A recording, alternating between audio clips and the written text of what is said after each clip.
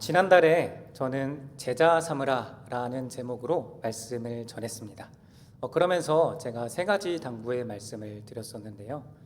자격 없는 나에게 복음과 대위임령을 맡겨주신 은혜에 감사하자.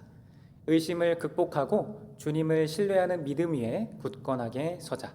더 나아가서 우리에게 맡겨주신 사명대로 나뿐만 아니라 다른 이들까지도 제자로 삼자고 말씀드렸습니다. 그리고 그 제자됨의 핵심이 바로 자기를 부인하고 자기 십자가를 지고 예수님을 따르는 것이었죠. 다시 말해 내 야망을 이루기 위해 신앙을 이용하는 것이 아니라 하나님의 꿈을 이루기 위해 나 자신을 거룩한 산 제사로 드리는 것이 진정한 제자도라는 것입니다. 그것이야말로 진정 예수님의 제자됨이라는 것입니다. 자, 그러면 이제 모든 민족을 제자로 삼으라는 주님의 가장 간절한 소원을 우리가 어떻게 구체적으로 이루어갈 수 있을까요? 그것을 오늘 본문을 통해 함께 살펴보겠습니다. 잘 아시다시피 디모데후서는 사도 바울이 마지막으로 남긴 편지입니다. 그리고 아주 어려운 상황에서 기록되었죠. 왜냐하면 AD 66년, 67년은 로마 제국에서 기독교인들에 대한 박해가 시작된 시기였기 때문입니다. 먼저 AD 64년에 로마 제국의 수도인 로마시에 큰 불이 났는데요. 그 불이 행정구역의 반 이상을 태웠고 불길을 잡는데 무려 9일이 걸렸다고 합니다. 이걸 우리가 이해하기 쉽게 바꿔서 표현을 하자면요. 서울에서 이 한강 북쪽에 있는 그런 모든 구에 불이 나고 그 불이 일부는 남쪽까지 번져서 남쪽에 있는 몇몇 구에도 그렇게 불이 번진 상황이라고 생각하시면 됩니다. 소방관을 동원해서 불을 끄려고 노력해봤지만 그 불을 끄는데 9일이나 걸렸다는 것이죠. 그 정도로 대재앙이었는데요. 그런데 로마 사람들 사이에는 그런 소문이 돌기 시작했습니다.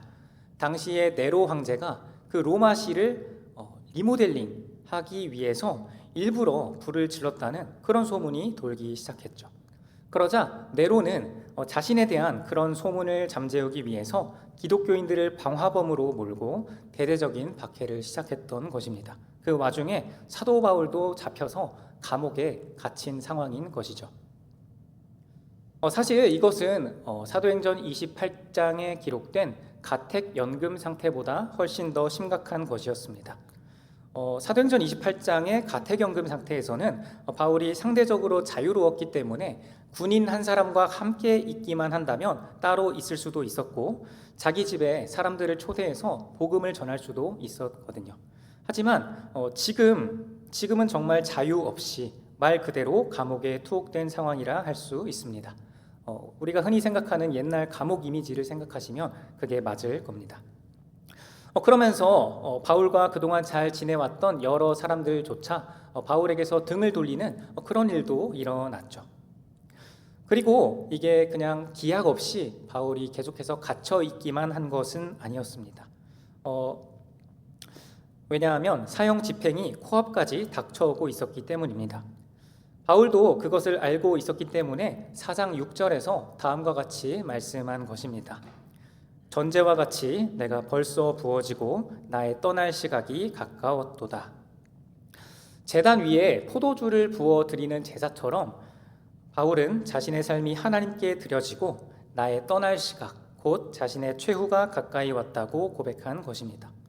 그래서 그 최후를 맞이하기 전에 자신의 영적인 제자인 디모데, 사랑하는 영적 아들인 디모데에게 마지막 편지를 남겼던 것이죠. 그러니까 제가 지난 시간에 말씀드렸던 대위임령이 예수님께서 승천하셔서 이 세상을 떠나기 전에 남긴 마지막 당부의 말씀인 것과 같이 오늘 우리가 함께 살펴보고 있는 디모데후서는 바울이 죽음으로 이 세상을 떠나기 전에 남긴 마지막 당부의 말씀이라는 것입니다. 유언과도 같다는 것이죠.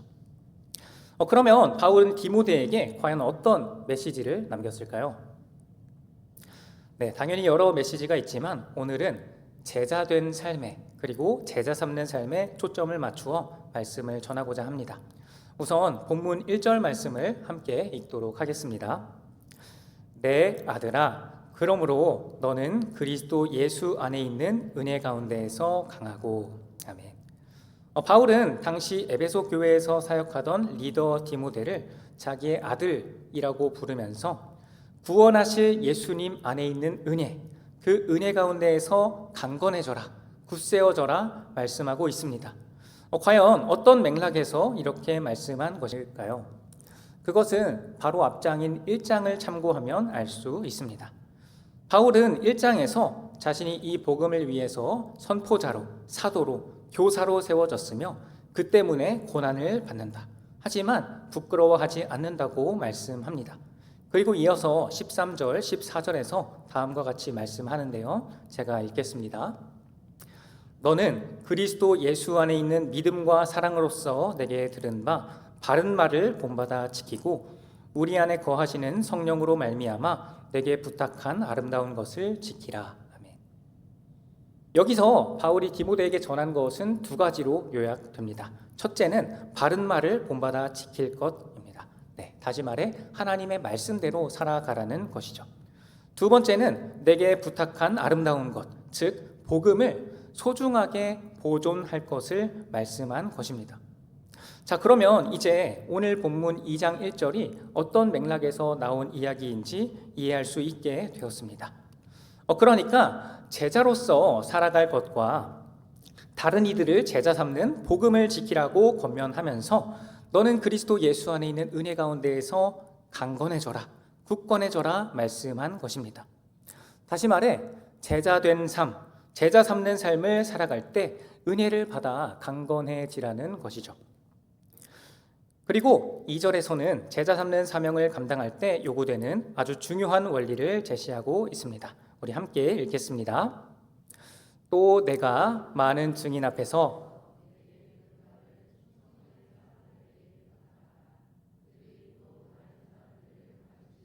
있으리라. 아멘. 바울은 죽음을 눈앞에 두고 자신이 곧 이 땅을 떠난다는 것을 알고 있었습니다. 그래서 아까 읽은 1장 14절 말씀과 같이 충성스러운 디모데에게 아름다운 것, 즉 복음을 부탁했던 것이죠. 그리고 여기 2장 2절에서는 무엇을 말씀하고 있죠?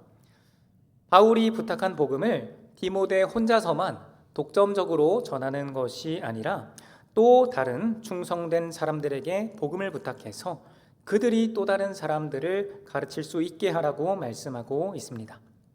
쉽게 말해 우리가 제자 삼는 삶을 살아갈 때 가법 번식의 방법이 아니라 승법 번식의 방법으로 하라는 것이죠.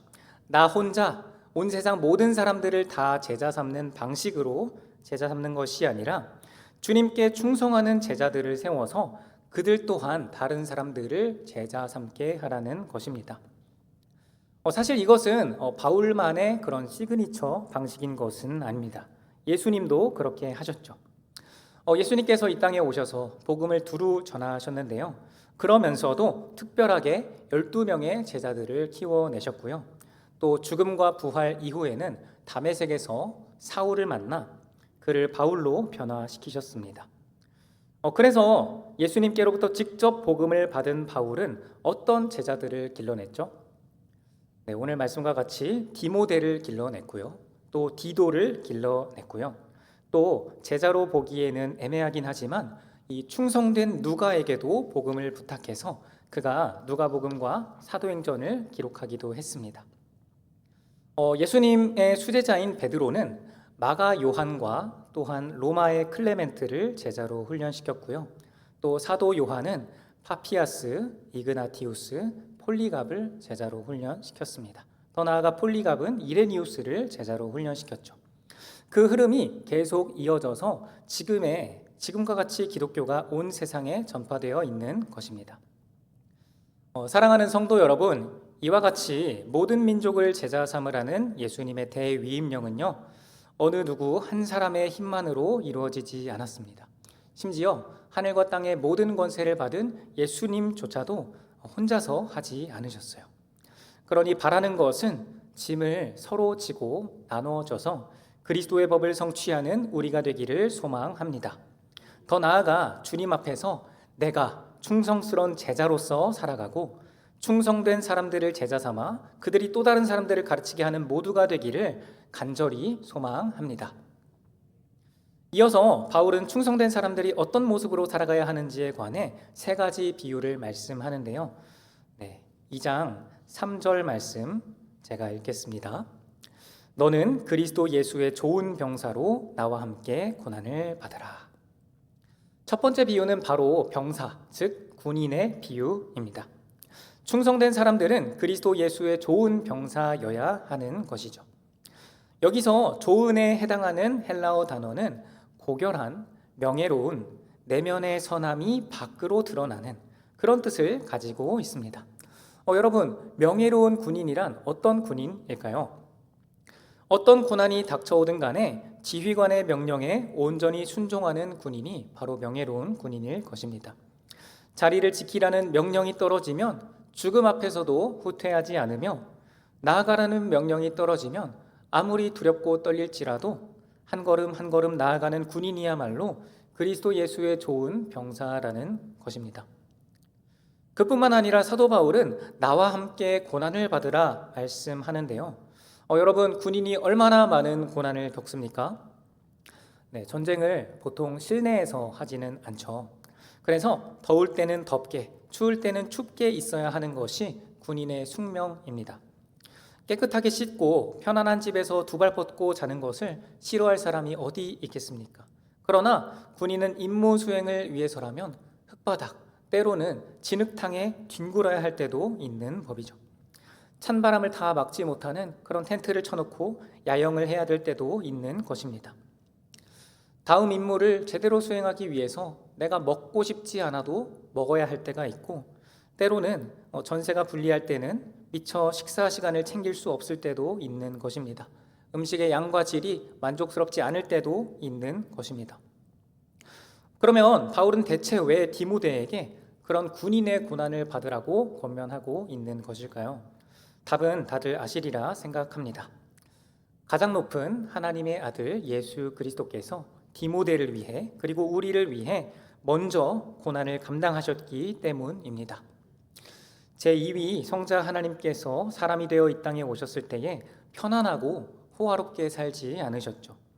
하나님이 사람이 된 것만 해도 차원이 달라지는 낮아지심인데, 우리를 사랑하사 우리를 대속하기 위해, 구원하기 위해 고난과 죽음까지 감당하신 것입니다. 이에 대해서는 빌립보서 2장 말씀이 잘 밝혀주고 있는데요. 우리 함께 읽겠습니다. 너희 안에 이 마음을 품으라. 곧 그리스도 예수의 마음이니 그는 근본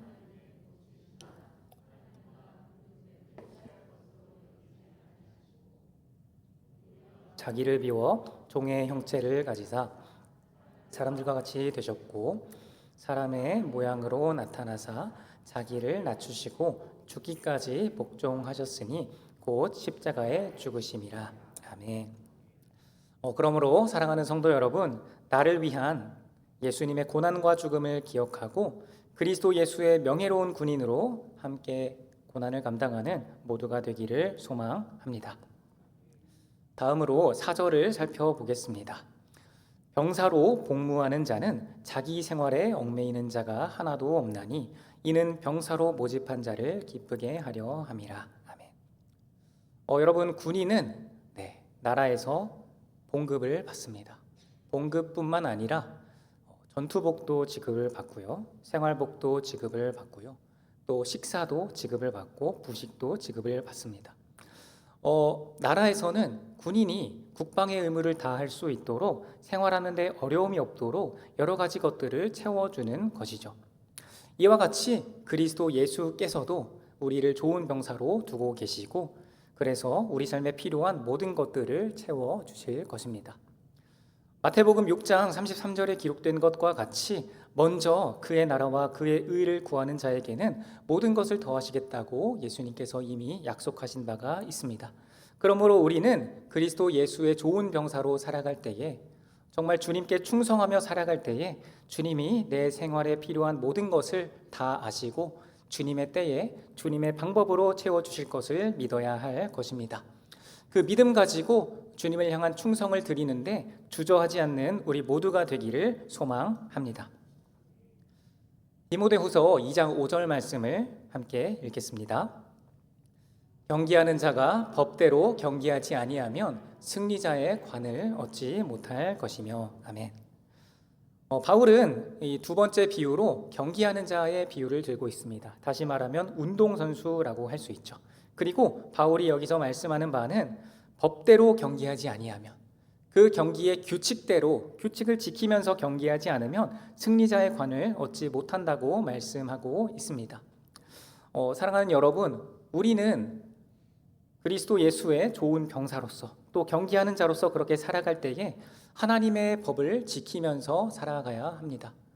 때로는 우리가 세상 속에서 살아가면서, 사회 속에서 살아가면서 정직하지 않게, 때로는 불의에 대해서 눈 감고 넘어가고자 하는 그런 유혹을 받기도 하죠. 그러나 우리는 충성된 사람들로서 하나님의 법을 지키며 순종하며 나아가야 하는 것입니다. 왜냐하면 그렇게 해야 우리가 승리자의 관을 얻기 때문입니다. 바라는 것은 하나님의 법을 늘 기억하고 유혹이 오는 순간에도 그 유혹을 물리치며 하나님을 기쁘시게 하는 우리 모두가 되기를 소망합니다. 다음으로 우리 2장 6절 말씀 제가 읽겠습니다. 수고하는 농부가 곡식을 먼저 받는 것이 마땅하니라. 아멘. 네, 바울이 세 번째로 드는 비유는 바로 농부의 비유입니다. 수고하는 농부의 비유이죠. 여러분, 농부가 씨를 뿌리면 그 씨가 열매 맺기까지 얼마나 오랜 시간이 걸릴까요? 우리는 씨를 뿌리고 나면 그것이 열매 맺기를 바로 하루아침에 열매 맺기를 바라지만, 그러나 생각보다 씨는 잘 자라지 않고 생각보다 시간이 오래 걸리곤 합니다. 그렇게 씨가 열매 맺기까지는 1년이 걸리곤 하는 것이죠. 이와 같이 우리가 하나님의 나라를 구하며 나아갈 때 때로는 큰 변화가 눈에 보이지 않을 수도 있습니다. 우리 눈에 보이는 것이 너무나도 작은 변화여서 과연 하나님이 일하시고 계실까? 그런 고민과 의심 가운데 우리가 빠져들 때도 있습니다. 그러나 분명한 것은 씨를 뿌리고 수고한 만큼 때가 되면 반드시 열매를 맺는다는 것입니다. 시편 126편에 기록된 것과 같이 눈물을 흘리며 씨를 뿌리는 자는 결국에 기쁨으로 그 곡식단을 가지고 돌아오게 되는 것이죠. 그러므로 사랑하는 여러분, 변화가 눈에 잘 보이지 않는다 할지라도 주님께서 반드시 열매 맺게 하실 줄을 믿으며 인내로 그 기간을 견뎌내는 모두가 되기를 소망합니다. 그리고 오늘 본문에서 수고하는 농부가 곡식을 먼저 받는 것이 마땅하다고 말씀하고 있는데요. 이것이 바로 농부의 특권에 대해서 이야기하고 있는 것입니다. 농부는 씨를 뿌리고 물을 주고 밭을 갈고 다양한 작업들을 통해 그 곡식이 자라는 모든 과정을 지켜봅니다. 그러고 나서 첫 열매를 거두는 것이 바로 그 농부이죠. 이와 같이 우리가 하나님 나라를 구하는 일에 헌신한다면요, 그러면 하나님께서 살아계시고 하나님께서 알게 모르게 역사하고 계신 그 모든 과정을 우리가 우리의 눈으로 볼 수 있게 됩니다. 하나님의 살아계심을 온전히 신뢰하게 됩니다.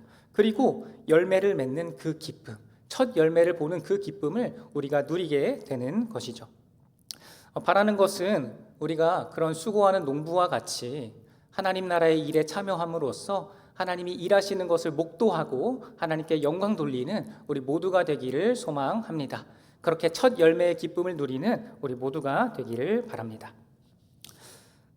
디모데후서 2장 7절 말씀 함께 읽겠습니다. 내가 말하는 것을 생각해 보라. 주께서 범사에 내게 총명을 주시리라. 아멘. 네, 이 말씀은요, 바울이 말한 것을 곱씹어 보라. 그렇게 하면 주께서 모든 것을 이해할 수 있게 해주실 것이다 라는 뜻입니다. 사랑하는 여러분, 오늘 전한 말씀과 같이 정말 그리스도 예수 앞에서 충성된 사람들로 세워지는 우리 모두가 되기를 바랍니다. 그리고 그리스도 예수의 좋은 병사로, 또한 경기하는 자로, 수고하는 농부로서 그 하나님 나라의 일에 참여하고 그 하나님의 영광을 경험하는 우리 모두가 되기를 바랍니다. 그렇게 살아갈 때 우리는 첫 열매를 거두는 기쁨을 반드시 경험하게 될 것입니다. 우리 모두가 그리스도 예수 안에 있는 은혜 가운데서 강하여져서 이 모든 일을 넉넉히 감당하는 충성된 사람들이 되기를, 또한 이러한 충성된 사람들을 세워가기를 간절히 소망합니다. 이 시간 우리 함께 찬양하고 기도하겠습니다.